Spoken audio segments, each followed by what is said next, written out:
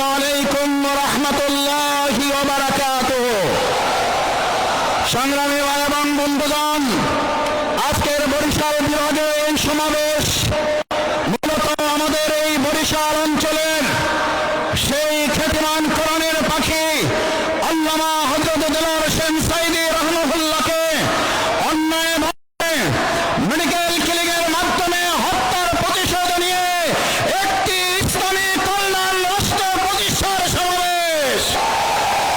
আজকের সমাবেশ সৈয়দ মুফতি ফয়জুল করিমকে রক্তাক্ত করা হয়েছে বরিশালে, তার প্রতিশোধ নেওয়ার সমাবেশ। সংগ্রামী এবং বন্ধুগণ, আজকের এই সমাবেশের মধ্য দিয়ে বরিশালবাসী জানিয়ে দিতে চায়, দক্ষিণ অঞ্চলের এই আলেমার ঘাঁটি, সার্সিয়ার ঘাঁটি, চরমনাইয়ের ঘাঁটি, আল্লামা দেলোয়ার হোসেন সাঈদীর ঘাঁটি, ইসলামপন্থীদের ঘাঁটি, প্রত্যেকটি আসন থেকে ইসলামপন্থী আন্দোলনের বিজয় হবে। সংগ্রামী ভাই এবং বন্ধুগণ, এবারের ভোট হবে চাঁদাবাজ দুর্নীতির বিরুদ্ধে।